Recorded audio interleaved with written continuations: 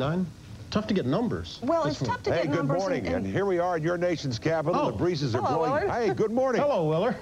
I thought I had a cue. No. I'm sorry. It's been, I watched all the networks, and I watched it. It's been an emotional night for everybody. And even though I didn't work, I stayed up late like so many other Americans and people all over the world, and wish everybody's God's blessing. And what a fabulous job the media's done to bring everything to us. It's an interesting experience to be able to sit there in your living room or wherever and watch this incredible event unfold as it has, and keep our fingers crossed and everything else for the low casualty reports so far. Well, right here, it's not bad. A little breeze blowing this morning, but temperature's going to be up to about 50 degrees. The January thaw continues, not only in the Midwest. St. Louis is going to be about 50. Raleigh, North Carolina is going to be about 62. It's that type of day almost all over the country. Take a look, if you will. We got the map. I believe we have some Saudi weather at the top. I think that's the way it works out. This is a satellite map that's a couple hours old, so just gives you an idea about a few clouds moving in across from Egypt, and consequently that will bring some cloudiness later this afternoon to the eastern province and in an area near Kuwait. Daytime highs about 70, the low about 39 degrees. Here's what's happening in your world even as we speak this morning. We have a mild 26 degrees this morning, but our wind is out of the west at 20 miles per hour. That makes it feel like 2 below. Your forecast for today calls for mostly cloudy skies. Our high temperature 30. Tonight, partly to mostly cloudy with a low of 19. Now back to New York, and here's Brian. All right, Willard, thanks very much. We understand that we just got Tom Aspell on the phone from Baghdad. Tom, first of all, good morning. We hope you're safe. Secondly, what can you tell us about the damage in Baghdad? Good morning, Brian. Well, in a trip around town here, people have seen the Defense Ministry. That's a building located on the eastern side of the Tigris River, not far from the old British Embassy there. Now, apparently the Defense Ministry has taken quite heavy damage. People are saying probably 2 or 3 cruise missiles hit that building. And in fact, there was a technician from one of the networks happened to be passing by it when one cruise missile, he heard it coming, and the way he described it, he looked around and he saw it. He just saw it coming down the road and slamming into the building. There have also been other key installations inside the city which have been hit and taken extensive damage. These include the headquarters of the Iraqi Ba'ath Party. That took a hit. Also a power station and the telecommunications building. And that was particularly serious. That happened very early on in the raid, just after midnight last night, Baghdad time, when the raids first started. And the telecommunications building was hit by, we're not sure, we think some 1,000-pound bombs from aircraft or maybe even a cruise missile. All the telephones in Baghdad went out. And when that power station took a hit, also electricity over a wide area went down around the town. So at the moment, things are very much up in the air. There was some more firing around the city as daylight broke a few hours ago. A lot of anti-aircraft battery fire going up into the sky. But the strange thing here, Brian, is I don't think they really know what they're shooting at. This is really a high-tech war, I think the first any of us have seen. And we were never sure whether these were planes or cruise missiles coming in. When the attack started in the hours of darkness, there was just wild anti-aircraft fire all over the city.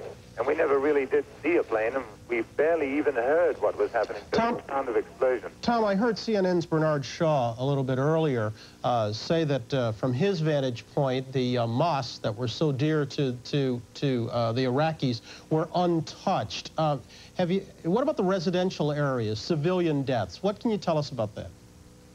Well, it seems to us here, Brian, that the civilian areas have barely been touched at all.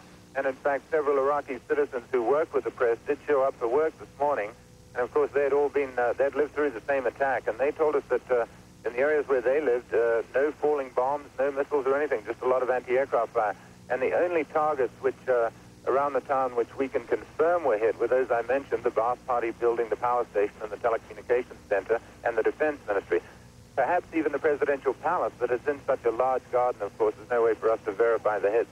But it does seem that residential areas have not been hit insofar as we know. And I stress that because we're being kept totally in the dark by the Iraqis at this point, and we can only report on what we see. Brian? Tom, in the face of bravado over the past few months, whenever the Iraqis have said, hey, we withstood the Iranian firepower for eight years, whenever a Westerner heard that, they would turn around and say, well, you've never felt anything like what is going to be incoming should this happen.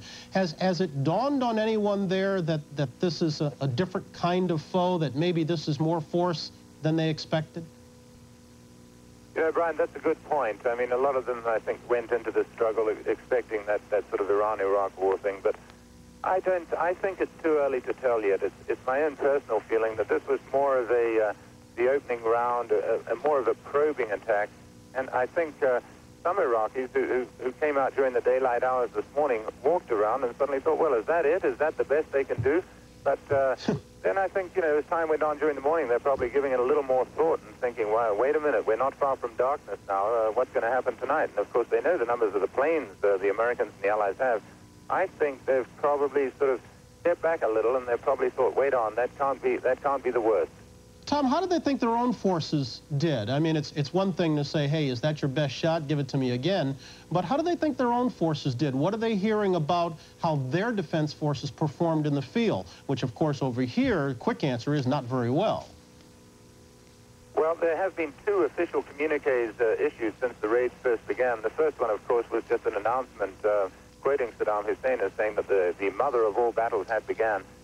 And then the second communique, which came out probably about 2 hours ago now, reported that 14 planes had been shot down, and then went into great detail, giving the route that they took from Saudi Arabia to get into Iraqi airspace and up into the capital. And they also mentioned during that second communique, they asked the people, don't mistreat the pilots. You remember, Brian, very early on in this conflict, the Iraqis threatened that pilots who were shot down if there was going to be a raid might even be eaten by the population. But this communique made a special point, do not mistreat captured pilots. And there are no ground battles yet, said the communique. Yeah. And then a little bit of denunciation about Saudi Arabia and the Americans, the usual threatening stuff there. But so far, they have claimed 14 planes shot down. Tom, a final question. They had heard, as we all had, that if it came to war, their first strike would be at Israel. Well, it has come to war, and their Western batteries were taken out. Israel was not hit.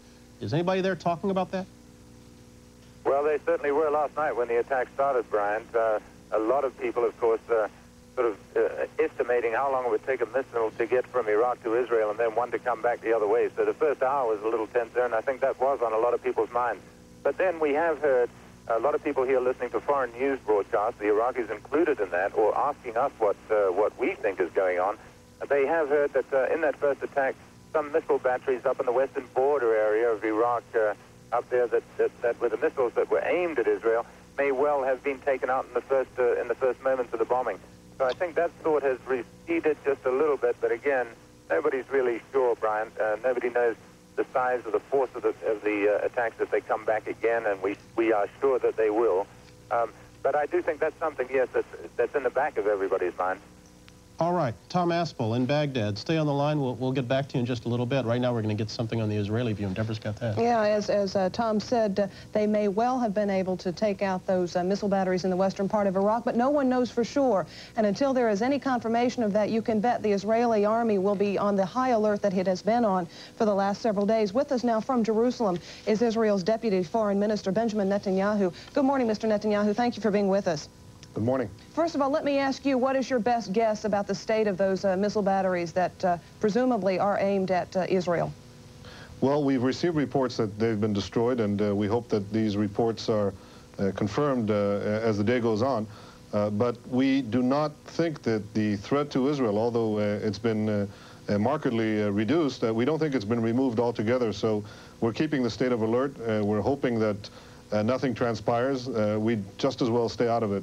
And I must say that we very much appreciate the performance and the action of the American pilots. A part of the concern, I know, has to be those 40 mobile missiles, which could well be in any number of locations. Have you any intelligence reports as to what their status might be this morning?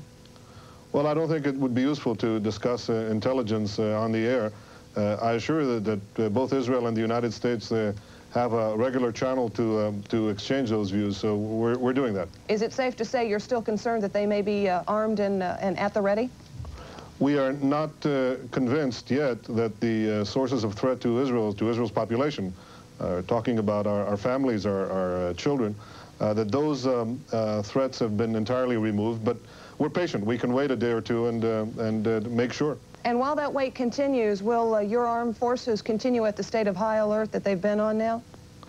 They're in a state of the necessary preparedness.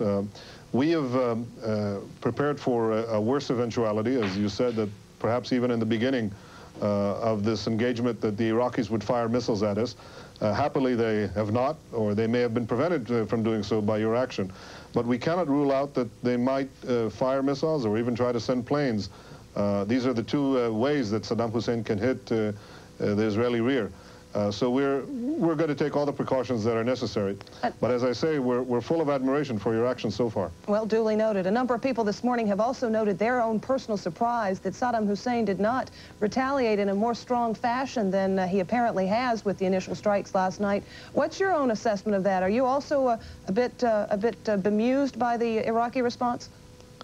I don't know if the word is bemused, but it's almost a tragic occurrence where a man is either completely detached from reality or perhaps the world's greatest bluffer.